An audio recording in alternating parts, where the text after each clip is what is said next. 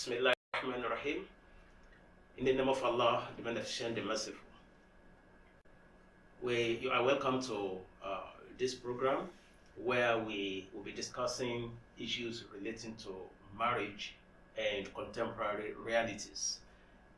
With me to discuss these issues is Ustaz Sheikh Muhammad Isa Ali. Assalamu alaikum wa rahmatullahi wa barakatuh.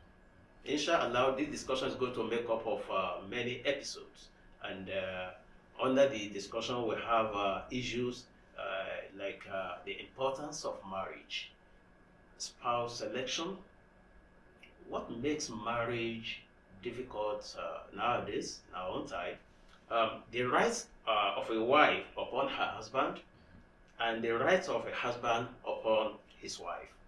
We'll also be discussing the issues that relate to what brings joy after marriage, how to administer problems in marriage, child upbringing in Islam, issue of monogamy versus polygamy in his wife, as well as divorce, and other issues, miscellaneous issues, issue of marriage. We'll discuss all this as we go along, inshallah.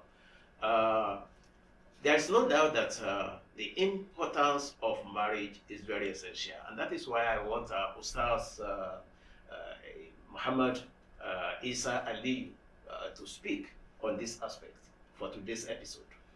Okay. Assalamu alaikum wa rahmatullahi ta'ala wa barakatuh. Wa alaikum assalam wa rahmatullahi wa barakatuh. My brother just introduced. It's a big topic, marriage and contemporary realities. However, as he did mention as well, it has been divided into segments. So there are about 11 episodes under this topic. Our today's episode shall inshallah be on the importance of marriage in Islam. There's no doubt that each one of us who as parents knows that marriage is a very, very important thing. Not only to us as Muslims, but the human family as a whole. But what makes it unique today is that we're experiencing an age whereby the esteem for marriage is diminishing. Why did I say so? Globally, the rate of divorce is increasing. In most countries, we find marriages do not last as it does during the days of our parents and our grandparents. It means our perception for what is called marriage has some problem. And those perceptions may need to be redefined based on the teachings of Islam.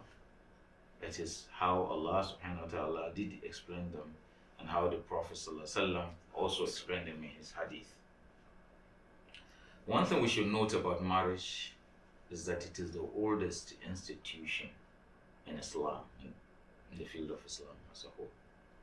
Why did I say so? Because it goes beyond the coming down of Adam and Hawa to this planet. We observe prayers, we did give zakat, we perform hajj, etc., etc. But all those things were done while we're on earth here. Whereas with regard to marriage, it was right from when after Adam was created and Hawa, and they got married as husband and wife.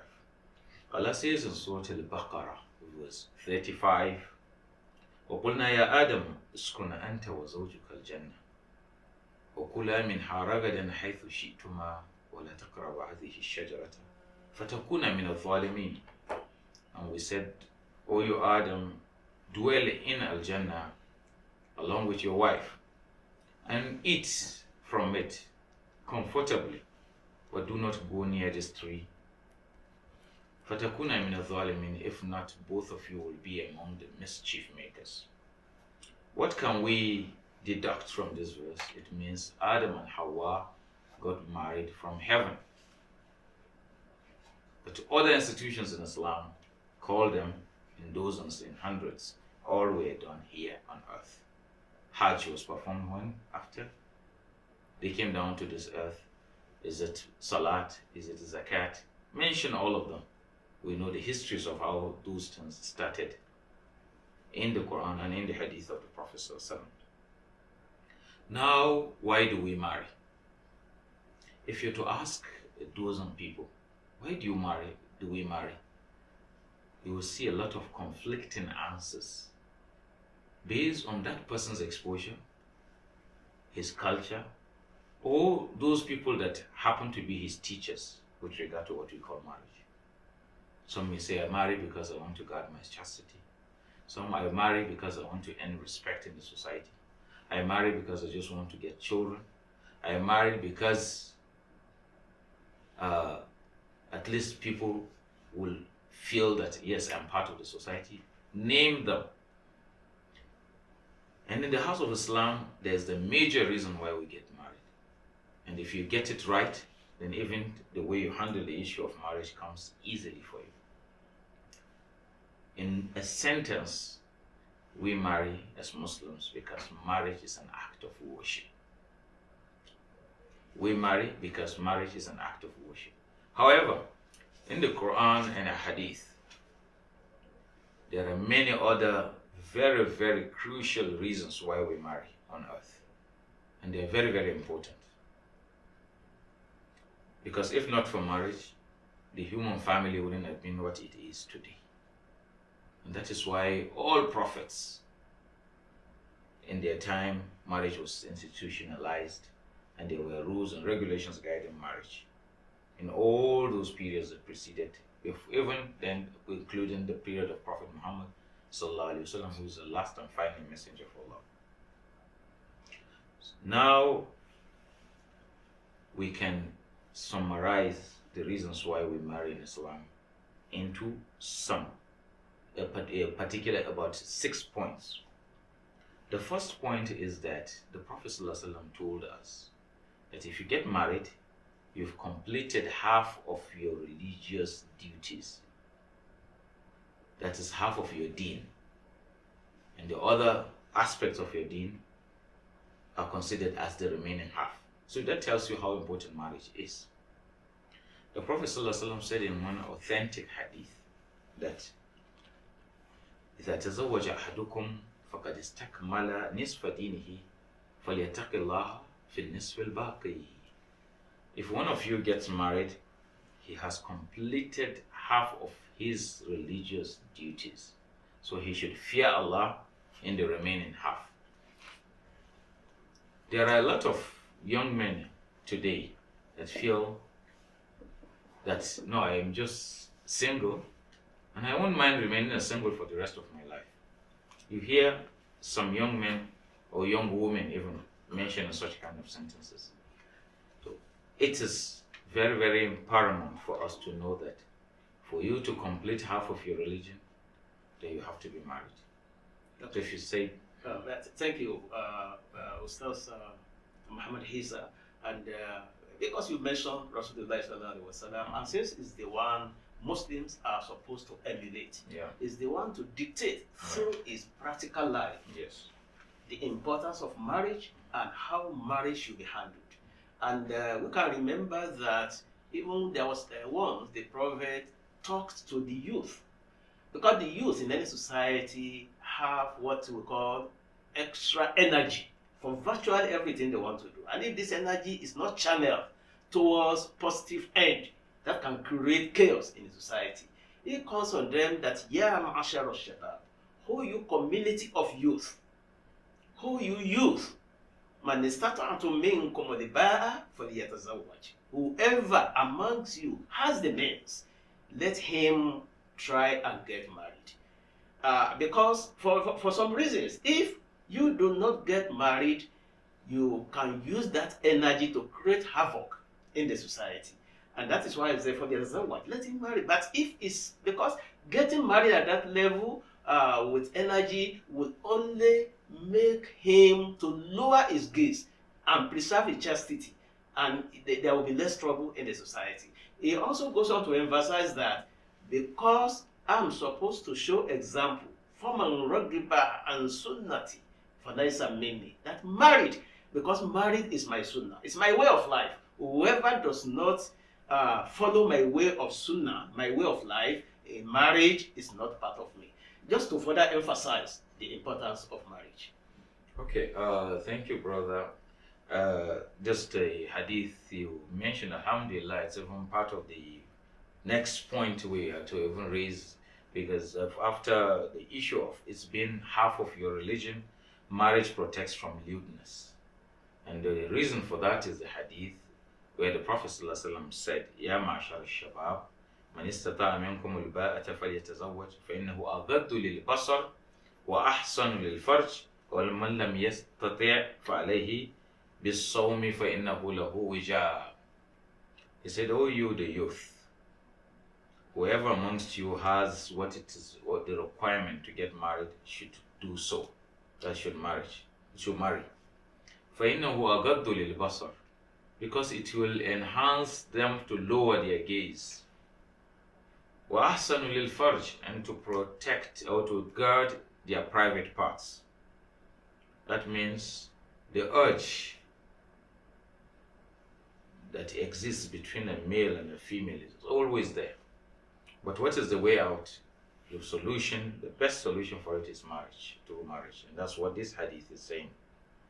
And the Prophet ﷺ further continued to say, وَمَنْ لَمْ يَسْتَطِعْ, and that person that cannot do so, فَعَلَيْهِ بِالصَّوْمِ, then he can now fast. فَإِنَّهُ لَهُ وِجَاء, because it will serve as a shield for him. Fasting will serve as a shield for somebody from committing as a restraining passion. Yes.